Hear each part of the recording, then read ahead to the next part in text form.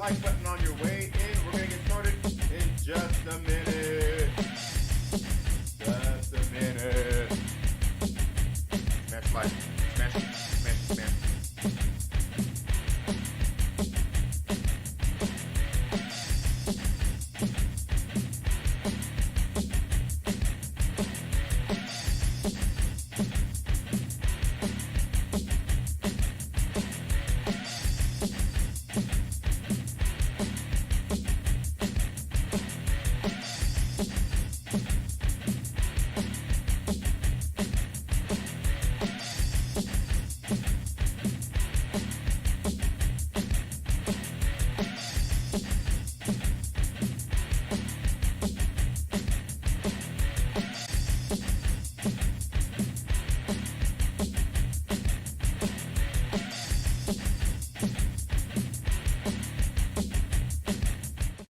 What's up, everybody? Welcome to the best show in the multiverse. I hope you're having a very good day today. We are going to be talking about Marvel's What If Episode 2.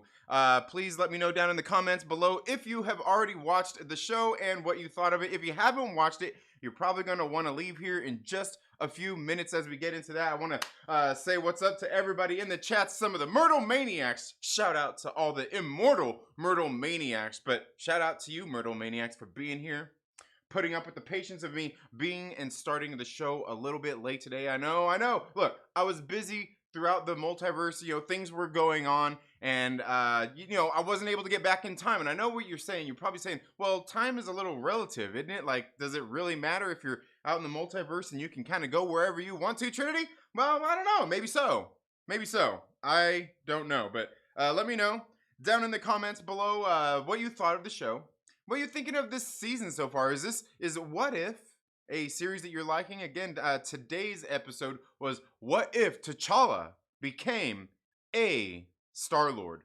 Now, I thought it was kind of interesting here in the fact that they're saying, what if T'Challa was a Star-Lord?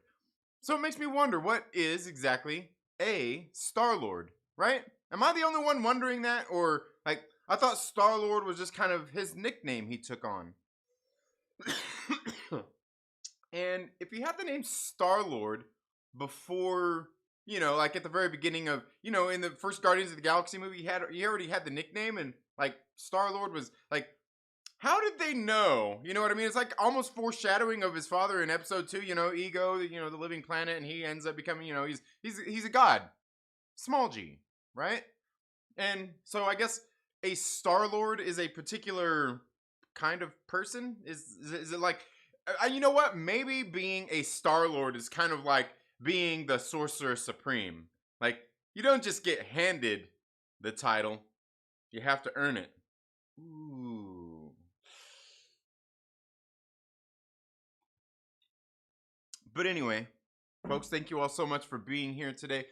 Getting into this episode, I did think that episode 2 was very good. We had the return of Chadwick Boseman here voicing T'Challa here in this series. Unfortunately, we didn't get to see him in the sequel to the Black Panther film. Hopefully, at some point, they do end up recasting T'Challa. Hey, I'm sorry. Let me know how you feel about that down in the comments below. Let me know how you feel about the recasting of T'Challa. Do they need to do it? I feel that they do.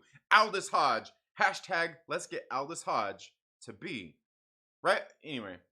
But we see the return of Chadwick Boseman at the very end of the episode. They actually have in memory of Chadwick Boseman as well, which I thought was very good, very fitting for this series. We've also got a lot of returning voices here as well. Seth Green actually comes into the show. Was he voicing Howard the Duck? Has he done that before? I don't know, man. Seems like he has. Maybe it's just because he does so much voice acting. But we've also got the many returning voices. Karen Gillan was in this one as well, man. You gotta love Karen Gillan, right? She's awesome. You ever go follow her Instagram? Like, she's funny. She's hilarious. Like, I don't know. She seems like good people. She seems like really good people. I gotta see that movie that she directed. What was that, last year that came out? Maybe it was a year before. I don't know. It seems like time's passing by so fast, it seems like. But anyway, this episode, we kind of following in the, obviously following in the footsteps of T'Challa to see what would happen if he became Star-Lord. You get the Ravagers in here. You get the kind of what they would have gone out and done. They were kind of doing their Ravager thing still as well. Yondu was still a piece of shit child trafficker. And at least this time they didn't try to redeem him, right? Maybe they should have. Maybe that's what they should have done. Like, they should have renamed this episode, What If Yondu was still a piece of shit child trafficker, right? Maybe that's what they should have called it. Oh, don't. I don't want to see no thumbs down for that. Believe me, I gave you a reason to give you a thumbs down just a few minutes ago. But anyway, we got the return of many voices here. We got Taneleer Tanavon here. The Collector makes an appearance. Thanos makes an appearance as well. All some very good stuff. Altogether, this episode, I thought it was really well paced. I thought it felt a little bit better paced than that first episode.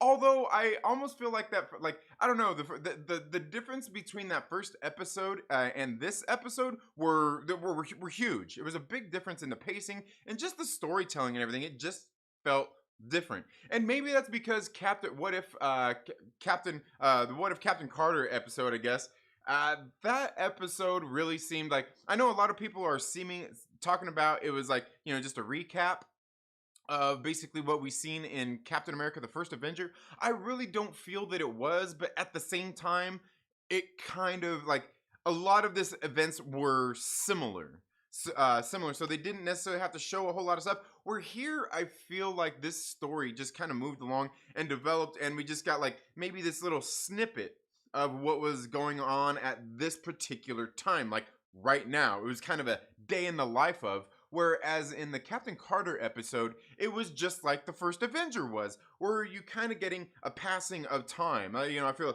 a passing of time, where you've seen Peggy getting the super serum, then you see all of just kind of the events that happened in Captain America, the First Avenger. There's just like kind of a bunch of cutscenes as they were kind of doing stuff on their mission. Where here it was more kind of a day in the life of T'Challa, Star-Lord. And I thought this episode was very good. Like I said, better pace. The voice acting in here, I don't know. The voice acting in here, while it was good, some of the voices and some of the stuff, it seemed to fall a little bit flat. I'm not sure if it was maybe the voice acting going along with the animation, or maybe even some of the music kind of in the background, the score that was going on. But it didn't seem quite as intense as the first one, and it just seemed a little bit choppier. It seemed a little bit like I thought the way it matched up the marriage wasn't as good as it was in like the first episode. But altogether, I think what this episode had to offer was very good, especially towards the very end. What we got there with some of our characters here in this different type of what if. Now it makes me wonder if that particular what if episode that kind of was teased at the end of this one. Will that be in season 2, or is that gonna be in season 1? I don't know. Because if you think about it, I mean they've got what, 9 episodes of What If planned, and if you gotta think, okay, what if? Now in most of the MCU you could say they're going off what if this happened instead of that. So you're really only looking at maybe what, 23, 24 episodes tops? But there's other decisions made in each one of those movies, right? I don't know. I kind of feel like it would be cheap. Maybe not cheap, but like they would have more to do if they did a what if scenario from each movie before they start to dig into the same movie twice. But hey, I could be wrong, but it seems like they definitely kind of really set that up here in this episode. Better so than say in the first episode of What If, where it seemed like they kind of gave you just that one what if. And there wasn't really anything. How would you say there wasn't the other side of the plate, if you will. We're here. You had T'Challa and Star-Lord, right?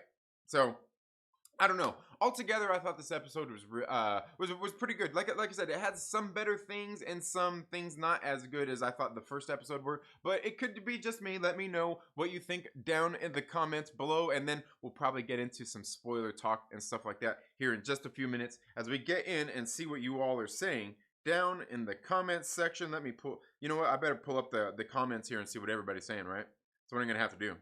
So what we're gonna have to do is, oh, come on. Come on, where are we at here? Come on, comment section. Where are you at? Oh man. I know I would get on the computer, but then I gotta keep turning my head and looking that way. And anyway, guys, okay, so where are we at here? Yeah. Yeah. There we go. All right. We've got my man Reefer Man Reviews. We've also got Daniel Fisher in the house as well as Perry Comics, King James 74. Thank you so much for being here. Lucas Texvenger and my man, Mr. Anderson. Yes. Yes. Okay, so let's see what everybody is saying here. We've got everybody saying what's up. Daniel Fisher says a little sleep deprived care of the kids, but managing. Yeah, believe me, I completely understand how that goes. I love this song and all, but yeah, I know. And there was, it was like I was a little bit late. I had to get everything set up here, and then there was some technical, just other little things after you get kind of everything set back up and everything. I'm like, oh, come on, come on. But okay, let's see what else. All right, Perry Comics watched it. Reefer Man says 2 episodes in, and I think What If is the best thing the MCU has done in a while. 10 out of 10. All right, one that man, Reefer Man's really loving this series. So aren't you, Reefer? All right, that's a good deal. Let's see. The title was because of the way it ended with Peter Quill. What do you mean? What do you mean?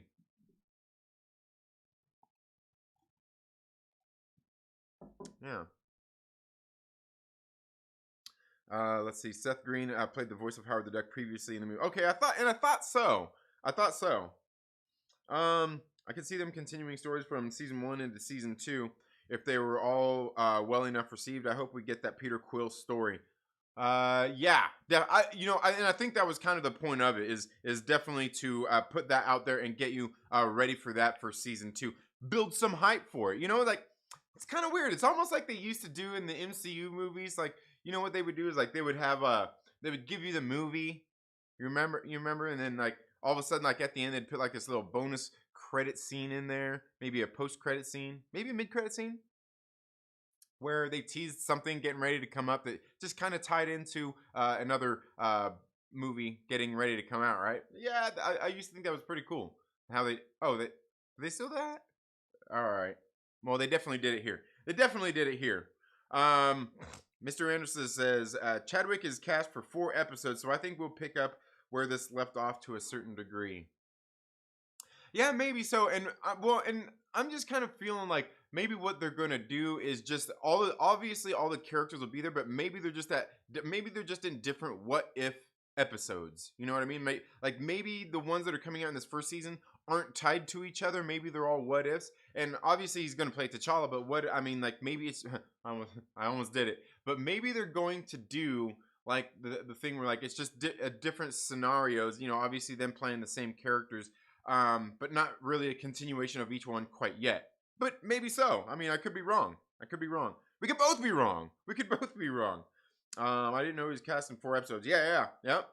For Crisquello, thank you so much for being here. Says, hey everyone, love the episode. Agree Trinity with everything you said so far. Well, thank you so much. Can somebody come in here and disagree with me? Where's Mike the Kang Porter at? Dang instigator. Where's he at? I know he'll come in here just to toss some stuff out there. Try to get me triggered. I know how that guy is. He's an instigator. We got Maverick Pilgrim, my man. What is up? How are you doing? One of the immortal Myrtle Maniacs as well. Man, we got a house full of them today, folks. Thank you all so much for being here. Make sure you smash the like button. Make sure you share the stream out with everybody. Tell them to come here and hang out.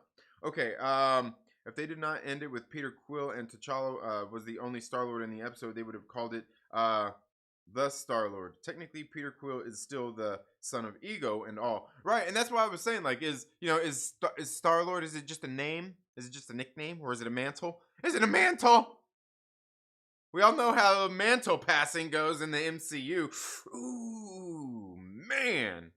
I'm fishing for dislikes today, aren't I? Yeah, aren't I? Okay. Love the episode. Is Ego the big baddie for this series now? That that's interesting. I thought it was cool too because that was Kurt Russell too, wasn't it? I'm pretty. It sounded. If that wasn't Kurt Russell's voice, they got somebody that sounded very good. I did again. I didn't check the. I didn't see all the. Pay particular attention to all the cast list when they ran it for the voices. But I did. But I mean, you could tell like how many of the different voices were obviously the returning actors as well. And plus, I did somewhat pay attention at the very beginning credits. You know. But yeah, I was gonna say that's interesting because I mean, imagine that like Ego, if he lived on, and I think that's kind of what they set up is like, what if Star Lord goes and joins Ego? I mean, at that point, like, yeah, it's just different. It's just different. Plus, he's not. He already doesn't have a hardcore case of Stockholm syndrome. So yeah, he just has daddy issues at that point. None of the Stockholm syndrome associated with falling in love with the person who abducted him. That child trafficker that they tried to redeem in that one shitty sequel to that one shitty first movie that they did with Star Lord and oh, oh man, can I search any harder for them dislikes? Come on, let's see it. Let's see it. I dare you. I dare you. Leave a dislike. Leave it. Challenge accepted.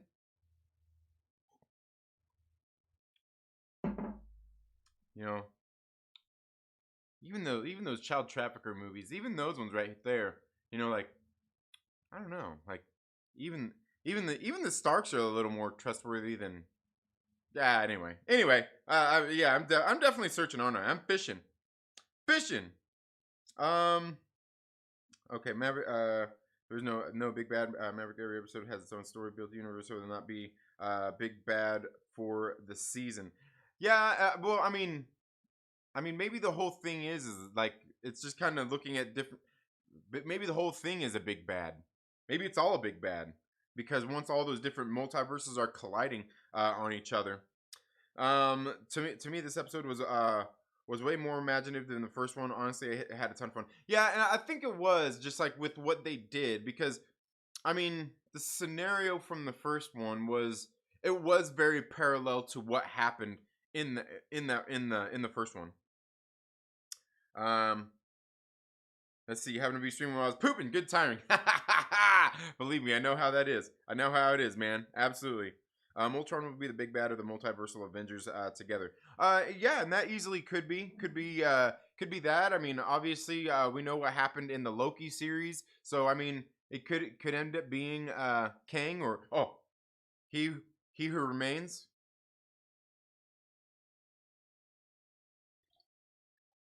Immortus. Shumagorath. Chthon. Cthulhu. I don't know. There's really so many possibilities, to be honest with you. I enjoyed this episode. A little tear in my eye at the end. Yeah. I thought it was good. It was good. I thought it was great, and I thought it was just a little weird. I think the only thing that was weird was seeing, like, just hearing Chadwick's voice. And like I said, I think the animation in this one didn't match as well with the actors and what was going on. But so I mean, in that sense, it was a little weird hearing him and then seeing this character on the screen. I don't know, it just felt different. It felt different in this one than the first one. It was Kurt Russell. They had his name in the okay. All right. For me, the tears began when T'Challa was on the ship, seeing his real father and whatnot. Yeah. That was some good stuff too. When he stepped onto the ship and absolutely. I know they will say there is no big bad, but I think we all know that Marvel likes to have a focal point of some kind. Yeah, absolutely. And that's why I said maybe it's actually that Chthon, maybe Cthulhu, maybe. I mean, they really kind of like all these characters are kind of the same, but they're still different as well in the Marvel universe. So it's like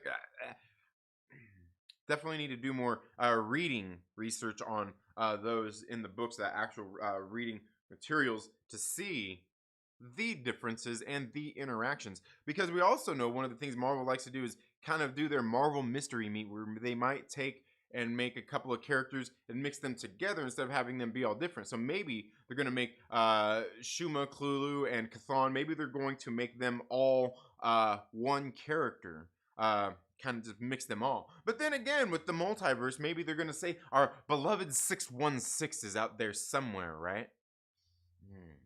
Yes. Yes. They need to. Star-Lord was how Peter's mom called him as a child. Maybe because she knew who his father was. I wonder how T'Challa ended up with the same nickname. Exactly. And that's what I was saying. Like the name. Like I was kind of like, huh. And that's why I said, like, when I was looking at the title and everything, I'm like, what if he became a Star-Lord? A Star, like it's like putting like Star-Lord as a mantle, like a like thing, Yeah, so definitely. Keep trying to dislike, you're too likable. Oh, all right. Well, dang it. It's okay. It's okay. Obi-Wan the homie says hello there, Trinity. Loved the episode with Cha-Cha. Yeah, Cha-Cha. Yeah, absolutely. Digging the Young Ripper t-shirt, my man. Yeah. Actually, this one right here, when it came in, you probably can't tell it so much, but the printing was all kind of messed up on it. I contacted them and they ended up sending me a different shirt as well. But yeah, it was all kind of like the printing on it didn't come on too good. But yeah, has anyone asked the collector how the yeah, and that was a cool thing, and we haven't really talked about a whole lot of that stuff. Daryl Harris, thank you so much for being here. Says, so how do they form the multiverse Avengers? That I don't know, and I honestly don't know enough about that. That's a good question though. I think the Watcher gathers the Guardians of the Multiverse. Yeah, could be. Yeah, easily could be. Because while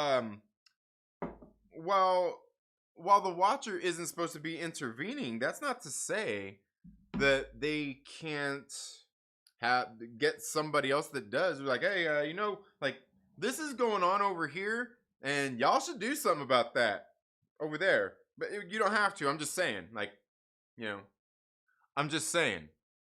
Of course, then again, you never know. That was kind of what the fight was in Civil War II.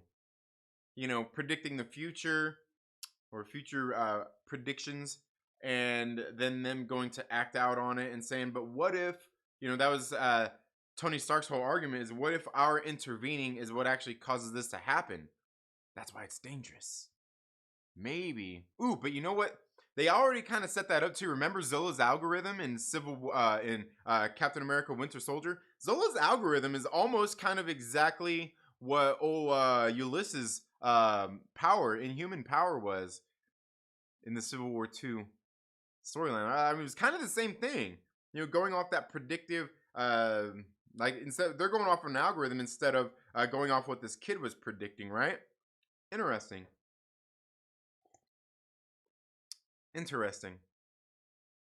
But yeah, there's a lot of cool stuff here. Now, one of the coolest things that I thought coming in here, I mean, obviously aside from just this whole episode and how great it was what they were after. I can't remember what was that dust they were after. I can't remember the name of it. Pixie dust, angel dust. But the interesting thing was what it does was how it kind of went in and would terraform planets and allow planets to regrow and become good once again. So you could essentially take a little bit of this stuff, put it on Earth or whatnot, and it would reinvigorate the soil and the Earth's natural habitat and resources and stuff like that. It would make it thrive once again. Which, if you think about that, is all fine and dandy. That's great for the planet and the wildlife and maybe stuff like that. But then if you think about what the ramifications of that might have on the, like, say, humans or the life forms that live on something on a planet like that all of a sudden it goes back because Earth's natural defenses and things like that, the circle of life. Thinking about the planet being able to become thriving again, and then how that would affect humanity or whatever life forms you're talking about there, compared, because like See, the humans are a disease. They're a cancer. Right? I haven't watched it. It's been you know what? It's been about 6 months since I made my kids watch The Matrix. But yeah, it's kind of like that. And I mean, we know it's true. I mean, it is. But also, I mean, yeah, we're not going to get into all the hippie stuff. But it was very interesting there, especially by the time you think about the fact that you had Thanos there, who was obviously and then that's the thing, is like, what is the time period in which this happens? Because you can obviously see that what the Ravagers were dealing with, they had Thanos already on their team, and they were talking about how he was hell bent on genocide and basically everything that he was trying to do in the first place, which is what we've seen he was trying to do in our main MCU timeline so far, right? So he was already going on his mission about trying to do that. Now the thing is how long had he been on his mission to do that before, with the stones and everything, before but like before we actually got introduced to him, because that's what they implied, was that he was after all the stones and everything to kind of cause the mass genocide, if you will. And that's what they were talking about, because they were talking about him just doing it in a snap. And so they knew about like the gauntlet, they knew about what his plans were. So that's interesting that they knew all of that, that they knew about all of that. And it's like, where did that fall in our timeline of the main MCU, of when he went out starting to look for the stones and everything? We don't exactly know that, right? We don't exactly know that. We know that before, he was going out and just doing it with his army, going out and killing off half of civilizations everywhere and planets. We know that he was doing that, and in the MCU, but we don't know exactly when he started, what started him on that path or anything. And we still didn't really even know that here. But it's very interesting to know how that diverges from where he was obviously on the mission to do that with the stones, and had the whole plan with the gauntlet and everything, and got stopped, and before we are where we currently are now. And the other interesting thing was with the Collector, but also the terraforming planets thing. Because I mean, you're thinking about they had that dust stuff that they could use, and Thanos could have just got that to make his planet not all to make his planet all good once again. But again, that could have an effects on the actual life forms as compared to the planets too. You know what I mean? Just thinking about just some of those different things. Like, I don't know. It's really hard to explain if you don't like, without getting too deep into it, right? But like, one's gonna impact the other either way.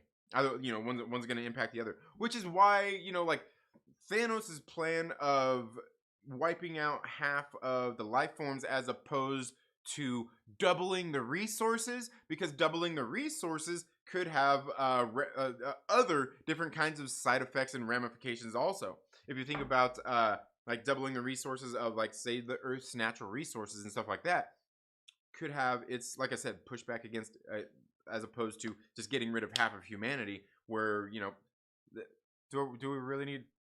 I feel like we're getting into our own what if here, right? We're getting into our own what if.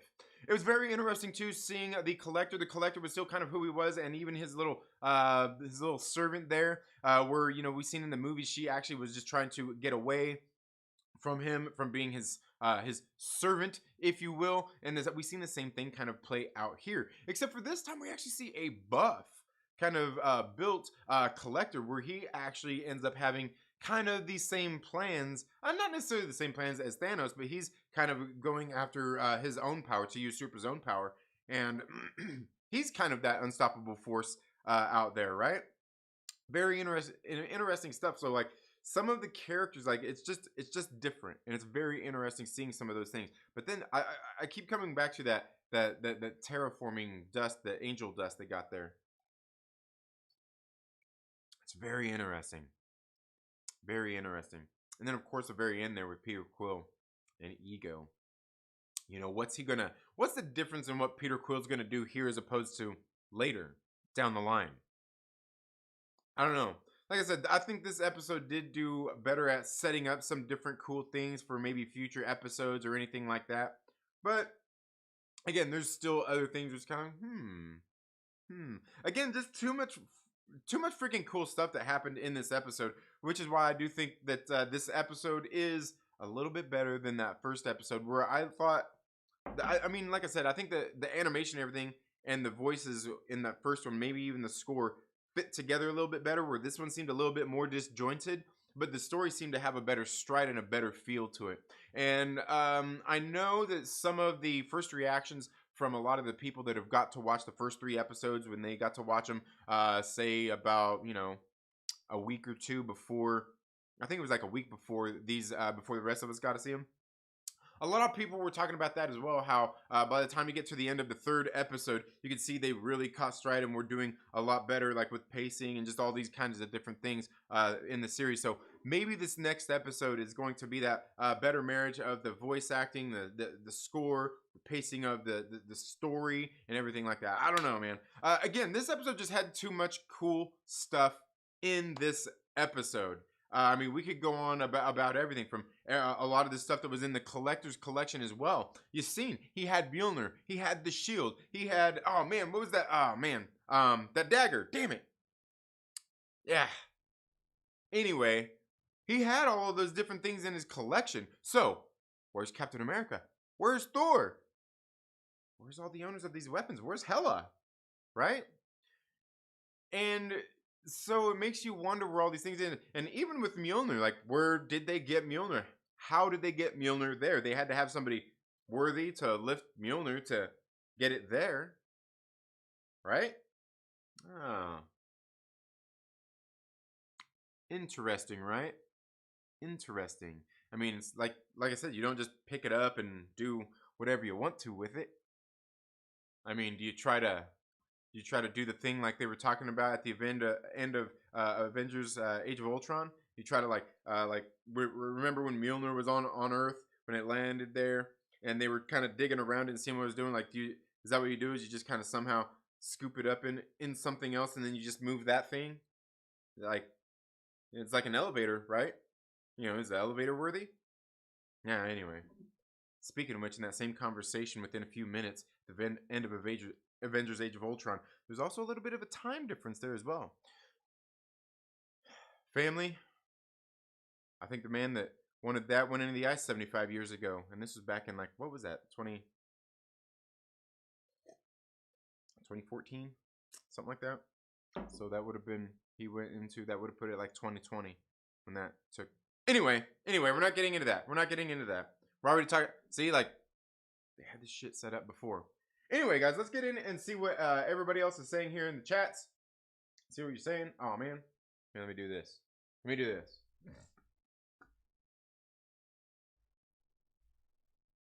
Boom. Boom. Boom. All right. Now, where were we?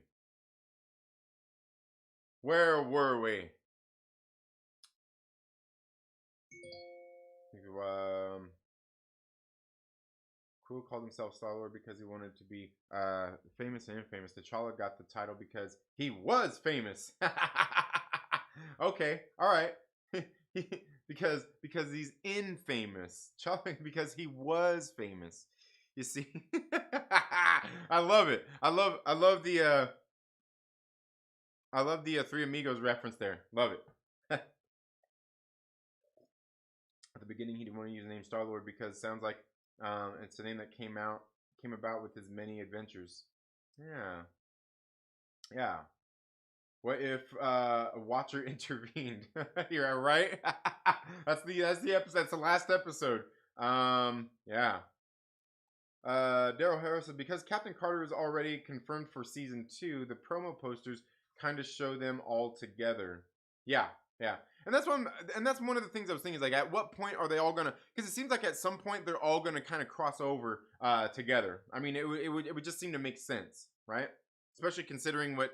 Yeah, we don't really need to get into that, but yeah. Perhaps the dust brought Nowhere back to life. Yeah, and that's what I thought was interesting too. Because, well, the thing is, like, it was a planet, and you've seen it kind of getting green again. But if it brought, like, it was the head of a dead celestial, so, like, what would bringing that back to life actually mean?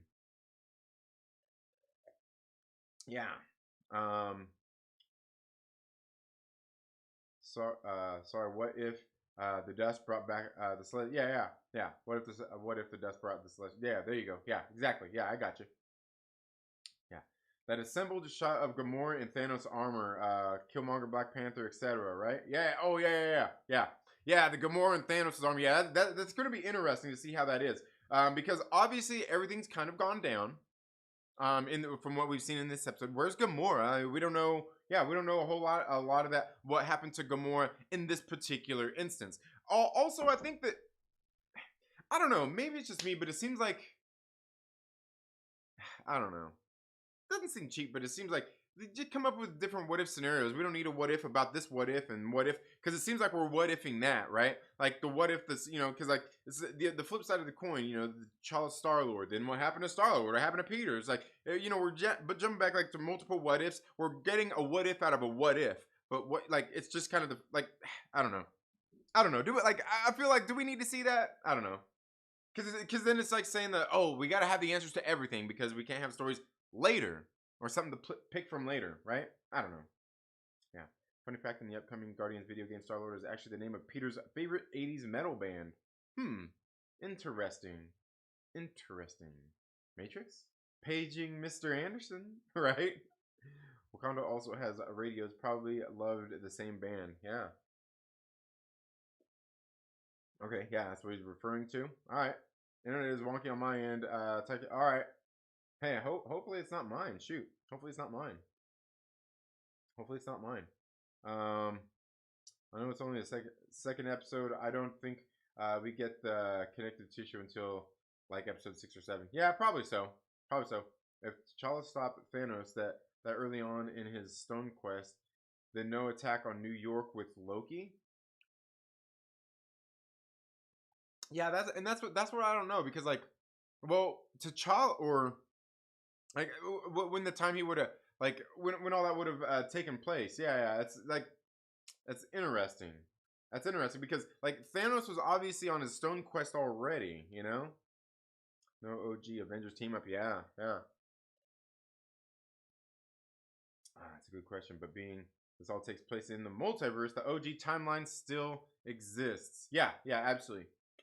I'm glad if what if stories are back. Yes, yeah, absolutely. Thank you so much for being here, Stephen Brown. King James says the episode was better than the first one. Both have been good though. Yeah, both have been pretty good. Yeah, we cannot destroy the sacred timeline. Yes.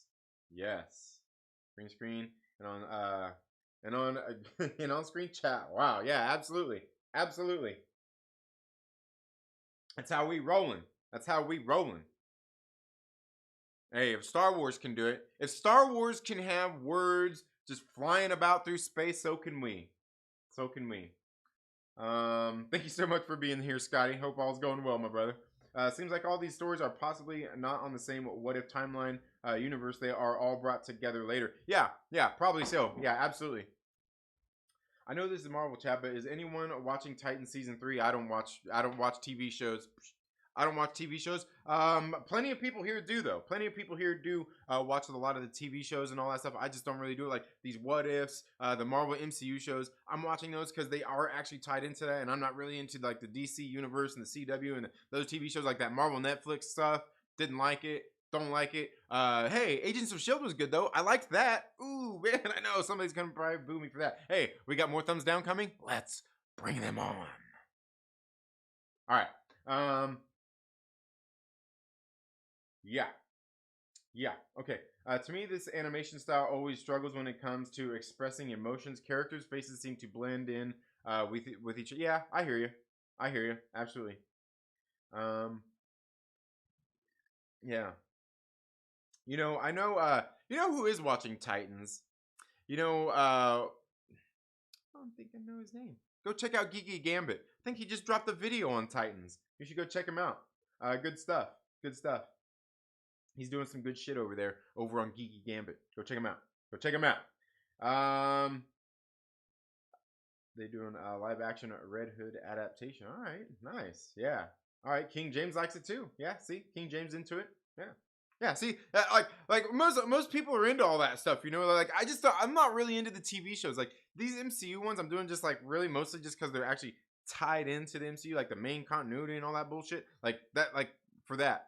Um, but like even at this point, if they do come along and say like, oh hey, all the Netflix Marvel stuff is canon, I'm still gonna be like, I'm not going through. I'm not watching. Maybe. I don't know. Maybe I'll watch some of the stuff that I didn't. Yeah, Maverick Pilgrim. Yay! Agents of Shield. Hey, I like Agents of Shield. I know some people out there don't. Some people out there have bad opinions. So hey, we'll leave it at that, right? We'll leave it at that. Oh, my coaster stuck on my cup. But guys, that's really all I have for the discussion and everything here of the episode. Again, I thought it was pretty good. I thought it was kind of a step forward in the storytelling in the What If series, and I thought it was a step back maybe in the animation and matching that up with the voices and maybe the score of what was going on here. But again, too many cool things kind of revealed in this episode as well. I just like so. Oh, you know, like some of the stuff like that they put in there where they had the name of the ship as the Mandela instead of like the Milano or anything like or the Benatar. I thought that was kind of funny, kind of cool how they kind of put that difference in there. Especially for all the different things, because like when I first seen it, I'm like, oh, Mandela, you know, like Nelson Mandela, and then I was thinking like, or is it like the Mandela effect? They pulled a, what do they call it? A double ton ton. You know what I'm talking about. It's too much innuendo going on here. Is it? Is that? Yeah. Anyway, but I thought it was really good. And again, I mean, that's kind of what's cool about these what if episodes anyways. They're supposed to set up what if these different scenarios. And there's a whole lot of different scenarios they can come up with. Also, we all know that with the MCU coming out with the multiverse, that it's really just kind of an excuse for them to do whatever they want to and say, hey, this is whatever. And, you know, here's the Fantastic Four. They've been here the whole time. They've been trapped here, though. Oh, and the X-Men? Oh, yeah, they've always existed. Inhumans? You know it, baby. They're all here. They've all multiverse. You know why? Merchandising. That's why.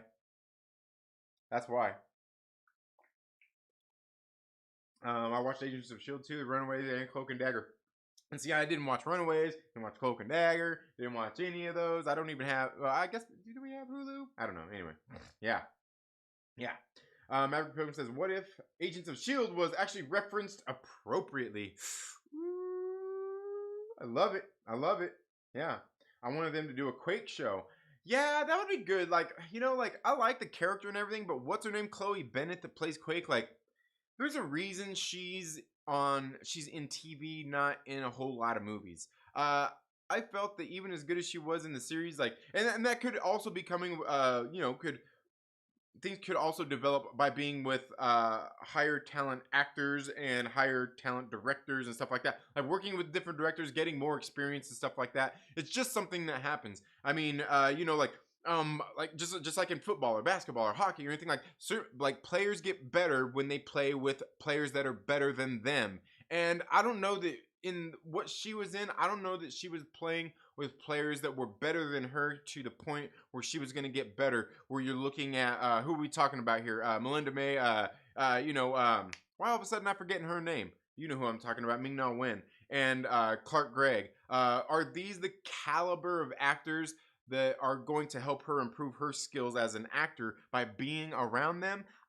I kind of don't really feel that was the cast in this show, and maybe probably not even the director for the show for her to improve her skills as an actor.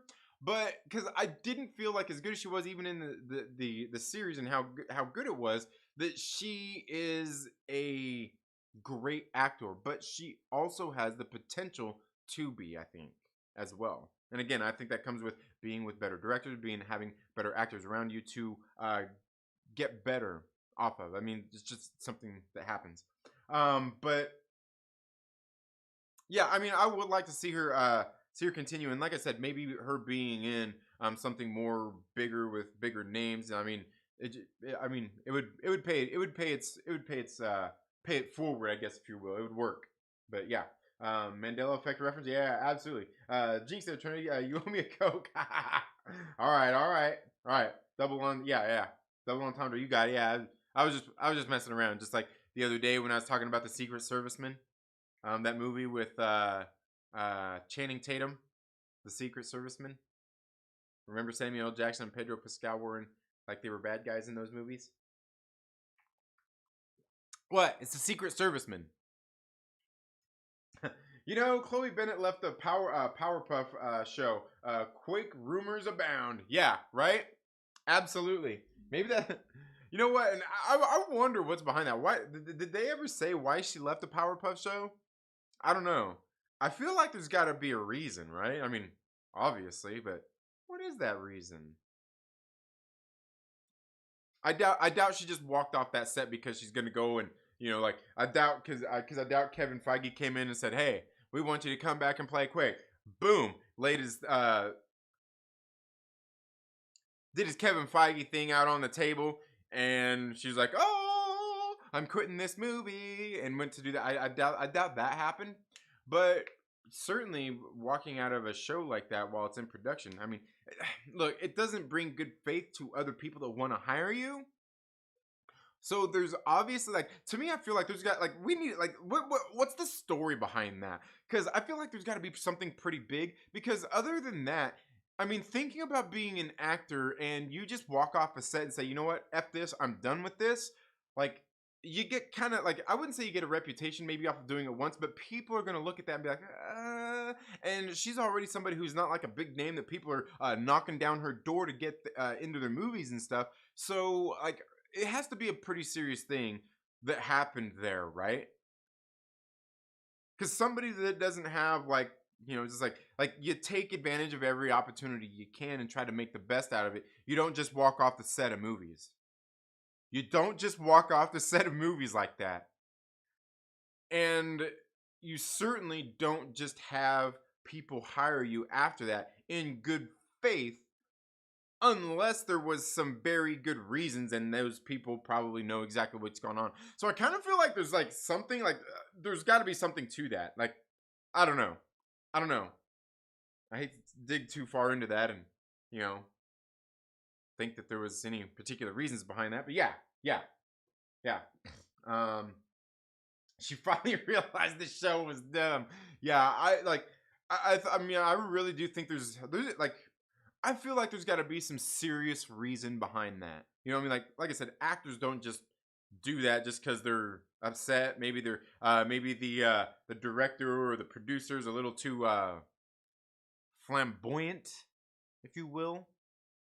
And no, I'm not saying that like, flamboyant means a lot of different things. Like, there's a lot of these directors, actors, producers, like a lot of them are weird people, and people that are, I wouldn't say necessarily hard to get along with, but are very particular in what they're wanting on screen out of their actors, all the all that different stuff. Like, I'm sure you probably know, like, there's just weird stuff. Some of the people are just weird, and not all of them in that Joss Whedon way either. Ooh, dang.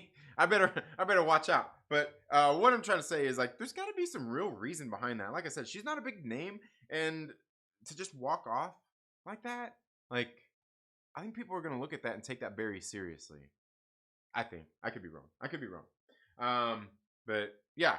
Anyway, guys, that's all I've got for today's video. I've got to get ready to go out, get some work done here today. But let me know all your thoughts down in the comments below. If you are watching this on the replay, please leave all of your thoughts down in the comments below. I'd like to hear all of those. If you guys have any other theories, anything I kind of missed, I mean, like I said, I didn't sit down. I only watched the episode once. I didn't sit there and take notes and all that stuff. Just sat there, watched it, was entertained for the half hour. Then I got on here, got the kids ready for school, and then got on here to stream with you all and talk about the show, talk about just how cool it was, and stuff like that. And I think you should watch it. I think you should check it out. Definitely setting up some cool stuff. But make sure you also stay tuned to the channel. Going to have my new comic book day reviews coming out as well, probably by the end of today. Make sure it is New Comic Book Wednesday. Make sure you head out to your local comic book shop and pick up some great comics. I've got some good ones that came out today, man. Some very good ones. We've got this graphic novel of George Orwell's 1984 Also, Antarctic Press finally came out with the trade paperback of Hot Valley Days and Cocaine Nights, which is a series I think that you should absolutely make sure that you go out there and check out. But that's all I've got for today's video, folks. Thank you all so much for tuning into the Second Street Marvel. If you're not already, please make sure you're subscribed. Click the little bell and all of that good stuff. Give this video a thumbs up if you like it. Give it a thumbs down if you don't. It's okay. You're not going to hurt my feelings. I swear. But while you're at it, make sure that you share it with a friend and invite them to come hang with us here on the Second Street Marvel. You all have a good day, and we'll see you in the next video. Yeah. Oh, come on. Oh, it's not working now. It's not work. My scene changer isn't working. Oh, you god dang you, Streamlabs. Come on, man. Party foul, man. This is a bunch of, dude, seriously? Look. Then I've got to go in here and do it the boomer way.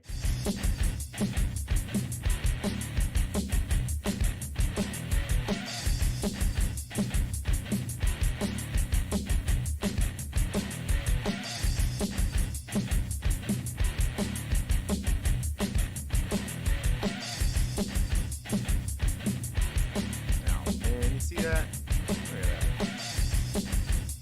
Can't believe it. Goddamn technology, man. It never does what you want it to when you want it to, right? And then, you know, it makes you look like a boomer on screen. You know, I see a bunch of millennials out there doing the same thing. You know, they end up with this whole thing, you know, they're always hey boomer, get boomer. And then, you know, then technology makes them look like a boomer too. I don't know. A lot of these same people are the kind of people that like shoving their microphone down their throat on screen as well, like it was their boyfriend chorizo. But hey, that's just if you ask me.